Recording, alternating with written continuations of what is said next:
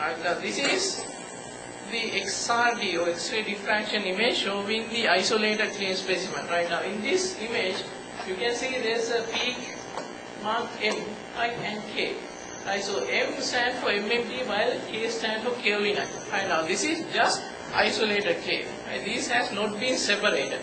Right, but you can see apart from M and K, right, there are no other peaks present, which indicates the amount of impurity has been minimized. Right, so this is after the 55 hours of sedimentation.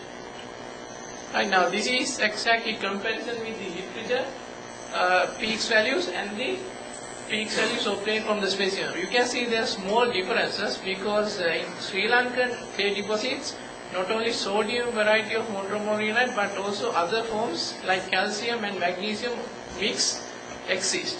Right, so that's why there is a small deviation in the peak values.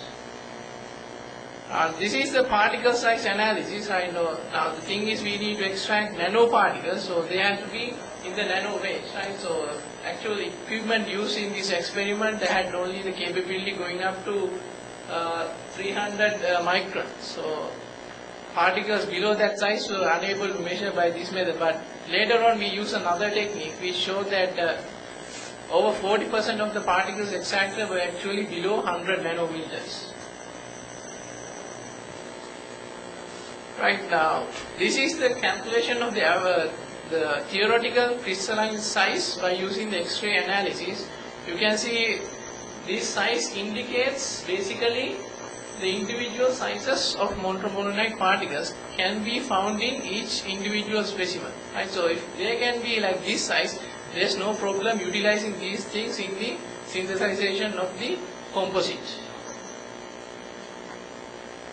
This is an image of the scanning electron microscope. Right, the image is actually not very clear on the screen, right? But what I wanted to focus is actually this section, which showed some layered-like structure.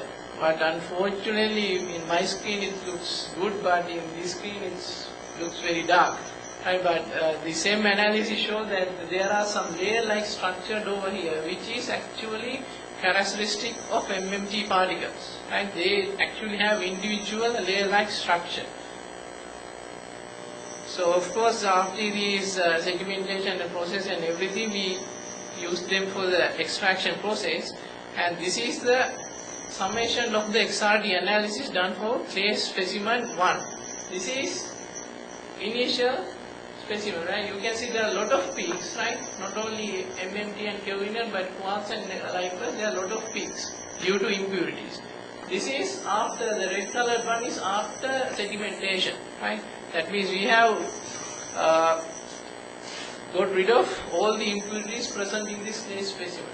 So this is after the final isolation process. You can see there are no impurities and there are no peaks related to kaolinite. So only MMT particles are present.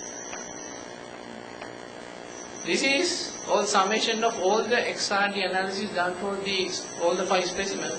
And you can see now in this, you can see a small peak related to kaolinite. This happened after the centrifuging process during the separation. So it was done manually. So during this process, actually the separated layers again got mixed. So trace amount of kaolinite actually went into the MMT layer as well.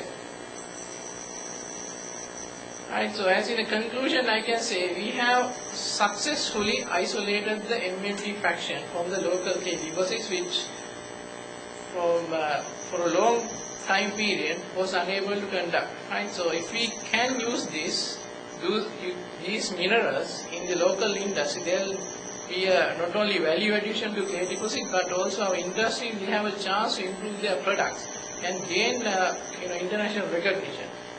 But the thing is, this process, like I mentioned to you, is extremely time consuming. It takes 55 hours only to sediment it. Right, so we need to improve this into industrial level.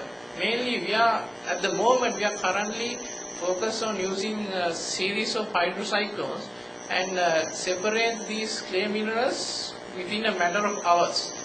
Right? And the other process that needs to be done, these separated minerals has to be used in the synthesization of the composite, and the properties of that composite has to be analyzed to see whether they actually improved or more improvements is needed.